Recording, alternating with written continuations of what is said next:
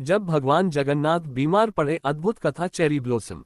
पुरी के श्री जगन्नाथ मंदिर में एक ऐसी लीला होती है जिसे सुनकर आज भी भक्तों की आंखें भर आती हैं। ये कथा है भगवान जगन्नाथ के बीमार पड़ने की, जिसे अनवसर काल कहा जाता है। पूर्णिमा स्नान यात्रा के बाद की घटना। हर वर्ष ज्येष्ठ पूर्णिमा के दिन भगवान जगन्नाथ, बलभद्र जी और सुभद्रा जी को 108 कलशों से स्नान कराया जाता है। ये स्नान इतना विशाल और दिव्य होता है कि स्वयं देवता भी मानव रूप की तरह थक जाते हैं। कहा जाता है कि इतने जल से स्नान करने के बाद भगवान जगन्नाथ को तेज बुखार हो जाता है। भगवान का बीमार होना। स्नान के बाद भगवान को अनवसर गृह में ले जाया जाता है। ये वही समय होता है जब मंदिर के कपाट बंद कर दिए जाते हैं। 15 दिनों तक भगवान के दर्शन नहीं होते। कोई भी पुजारी मूर्ति को नहीं देख सकता। भगवान को औषधियां दी जाती हैं। जड़ी बूटियों से सेवा की जाती है। भक्तों को बताया जाता है कि भगवान बीमार हैं और आराम कर रहे हैं। जड़ी बूटी वैद्य की सेवा। पुरी में एक विशेष सेवक वर्ग होता है जिसे राजवैद्य कहा जाता है। वे भगवान को आयुर्वेदिक काढ़ा, दशमूल औषधि, जड़ी बूटियों का लेप, तुलसी जल से उपचार करते हैं। ये सब पूरी श्रद्धा और नियम से होता है, जैसे किसी सजीव रोगी का इलाज किया जाता हो। ट्राइंग भक्तों की व्यथा। इन 15 दिनों में भक्त बहुत व्याकुल रहते हैं, क्योंकि जगन्नाथ बिना दर्शन के जग सूना लगता है। इसी समय भक्त भगवान के नेत्र दर्शन के लिए तरसते हैं। पुष्पन काल, नवयौवन दर्शन, चमत्कार। 15 दिनों के बाद भगवान स्वस्थ होते हैं। फिर होता है नवयौवन दर्शन, जिसमें भगवान पहले से भी अधिक तेजस्वी, युवा और सुंदर दिखाई देते हैं। भक्त मानते हैं कि भगवान हर वर्ष बीमार होकर यह सिखाते हैं कि वे भी अपने भक्तों के दुख को समझते हैं। लोकेशन फ्लैग रथ यात्रा का रहस्य। नवयौवन दर्शन के अगले ही दिन भगवान जगन्नाथ अपनी मौसी के घर जाने के लिए रथ यात्रा पर निकलते हैं। कहा जाता है कि बीमारी के बाद भगवान अपनी शक्ति पुनः प्राप्त कर लेते हैं और भक्तों से मिलने निकल पड़ते हैं। जब भगवान जगन्नाथ को छुपा दिया गया अमावस्या। जब भगवान जगन्नाथ स्नान के बाद बीमार पड़ते हैं, तब एक बहुत ही रहस्यमयी परंपरा निभाई जाती है। दो मंदिर के द्वार बंद। जैसे ही भगवान को तेज ज्वर होता है, पूरी मंदिर के मुख्य द्वार बंद कर दिए जाते हैं। नो बेल, न घंटी बजती है, न शंखनाद होता है, न आरती, न दर्शन। पूरे मंदिर में एक अजीब सी खामोशी छा जाती है। भक्तों को बताया जाता है भगवान अनवसर काल में है, कोई दर्शन नहीं करेगा। जड़ी बूटी रहस्यमयी सेवा। भगवान को जिस कक्ष में रखा जाता है, वहां रोशनी बहुत कम रहती है। तेज आवाज वर्जित होती है। केवल विशेष सेवक ही अंदर जाते हैं। मूर्ति पर कपड़ा ढका रहता है। कहा जाता है कि उंगली से दाहिनी ओर इशारा भगवान को उस समय देखा नहीं जा सकता, केवल महसूस किया जा सकता है। फेयरफुल डरावनी मान्यता। एक पुरानी कथा के अनुसार एक बार एक पुजारी ने नियम तोड़कर अनवसर काल में भगवान को देखने की कोशिश की। जैसे ही उसने पर्दा हटाया, हाई वोल्टेज तेज प्रकाश फैला। हाई वोल्टेज उसकी आंखें चौंधिया गईं। हाई वोल्टेज, और वह मूर्छित होकर गिर पड़ा। जब होश आया तो वह बस इतना कह सका, भगवान उस रूप में नहीं थे, वो किसी और ही लोक के लग रहे थे। उस दिन के बाद से किसी ने नियम तोड़ने की हिम्मत नहीं की। हंसिया चांद भक्तों की परीक्षा। इन 15 दिनों में भक्त केवल दूर से मंदिर को निहारते हैं।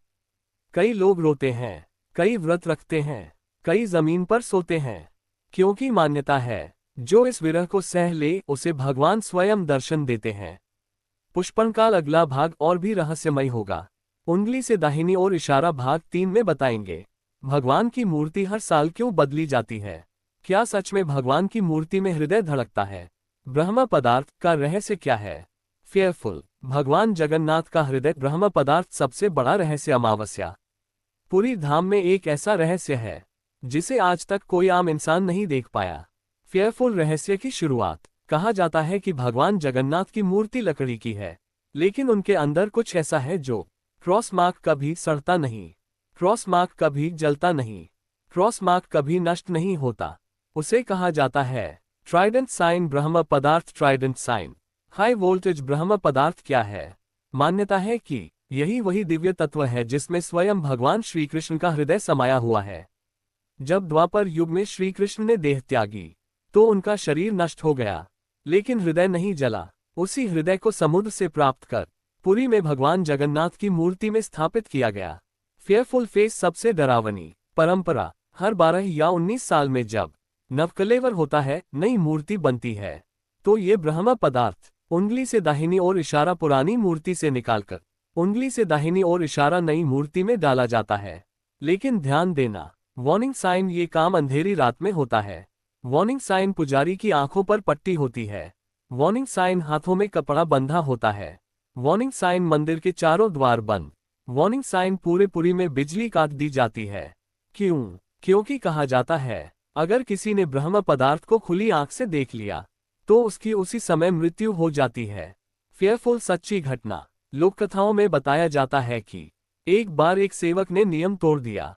जैसे ही उसने आंख खोलकर देखने की कोशिश की, उसके शरीर में झटके आए और वह वहीं गिर पड़ा। सुबह जब द्वार खुले तो वह जीवित नहीं था। तभी से यह नियम और भी कठोर हो गया। आकाशगंगा चमत्कारी सत्य। सबसे हैरान करने वाली बात यह है कि फायर ब्रह्म पदार्थ कभी ठंडा नहीं होता। फायर वह धड़कता हुआ महसूस होता है। फायर वह सदियों से वैसा ही है। वैज्ञानिक आज तक इसका रहस्य नहीं समझ पाए। क्या भगवान जगन्नाथ आज भी चलते हैं? अमावस्या। पुरी का श्री मंदिर दिन में जितना दिव्य लगता है, रात में उतना ही रहस्यमय बन जाता है। रात का नियम जो कोई नहीं तोड़ सकता। हर दिन रात 12 बजे के बाद नो एंट्री साइन, मंदिर के सभी द्वार बंद। नो एंट्री साइन, कोई दीपक नहीं। नो एंट्री साइन, कोई मंत्र नहीं। नो एंट्री साइन, कोई पुजारी नहीं। लेकिन उंगली से दाहिनी ओर इशारा भगवान के लिए भोग रखा जाता है। और सबसे चौंकाने वाली बात, उंगली से नीचे की ओर इशारा। सुबह जब द्वार खुलते हैं तो भोग गायब होता है। चेरी ब्लॉसम फूल बिखरे होते हैं। पदचिह्न फर्श पर हल्के हल्के चरण चिन्ह मिलते हैं। फेयरफुल पुजारी क्या कहते हैं? पुजारी मानते हैं, रात को स्वयं भगवान जगन्नाथ उठते हैं, मंदिर में विचरण करते हैं और भोग स्वीकार करते हैं। इसीलिए स्मॉल डायमंड झाड़ू लगाने वाला पुजारी कभी पीछे नहीं देखता। स्मॉल डायमंड आंखें नीचे रखता है। स्मॉल डायमंड और मंत्र जपता हुआ चलता है।